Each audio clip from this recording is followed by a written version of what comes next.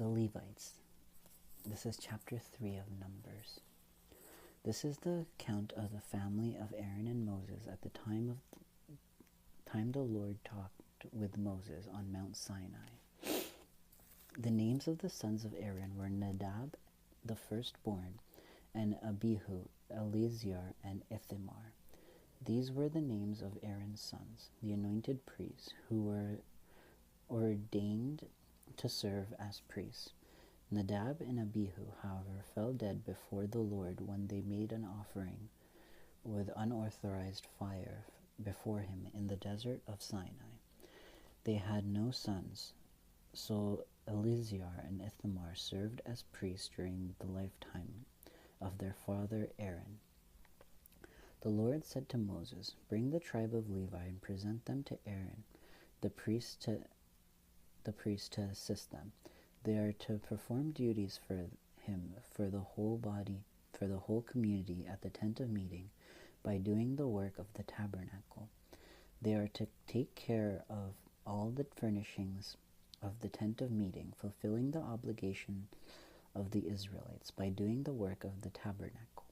Give the Levites to Aaron and his sons. They are the Israelites who are to be given holy to him. Appoint Aaron and his sons to serve as priests. Anyone else who approaches the sanctuary must be put to death." The Lord also said to Moses, "I have taken the Levites from among the Israelites.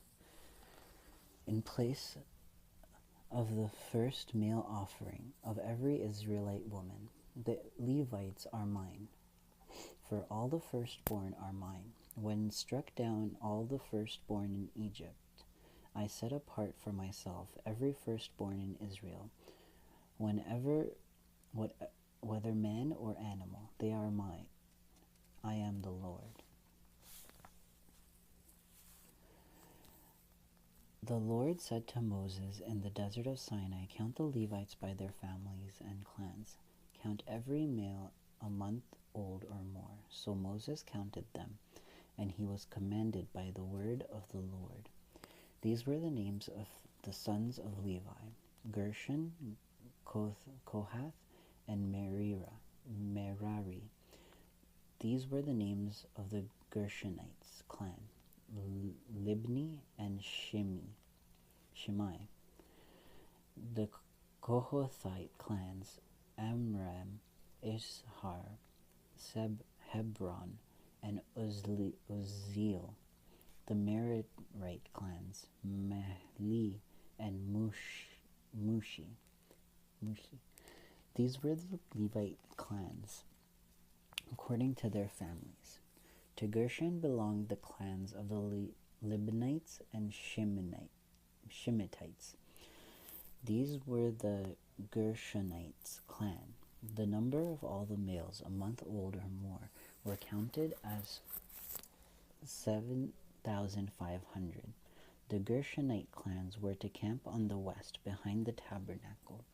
The leader of the families of Gershonites was Eliphaz, son of Leel. At the tent of meeting, the Gershonites were responsible for the care of the tabernacle and tent, its covering, and the curtain at the entrance to the tent of meeting, the curtains of the courtyard, the curtain at the entrance to the courtyard surrounding the tabernacle and altar, and the ropes, and everything related to their use. To Kohath belonged the clans of the Amorites, Azarites, Hebronites, and Uzzielites. These were the Kohathite clan. The number of all the males a month old or more was 8,600. The Kohathites were responsible for the care of the sanctuary. The Kohathite clans were to camp on the south side of the tabernacle. The leader of the families of the Kohathite clans was Eliphan, son of Uzziel. They were responsible for the care of the ark, the table, the lampstand, the altars, the articles of the sanctuary used in ministering, the curtain, and everything related to their use. The chief of the leader of the Levites was Eleazar, son of Aaron, the priest. He was appointed over those who were responsible for the care of the sanctuary. The Merari belonged the clans of the Mahalites and the Mushites. These were the Meritite clans.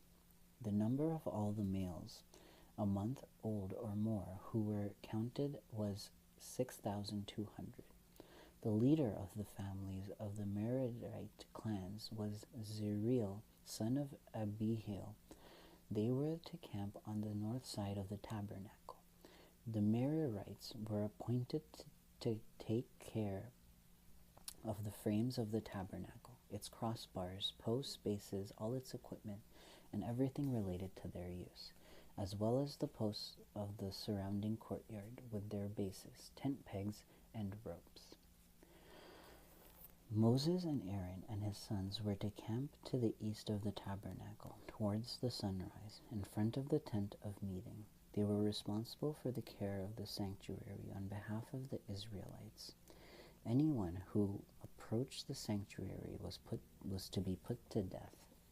The total number of Levites counted at the Lord's command by Moses and Aaron according to their clans, including every male a month old or more, was 22,000.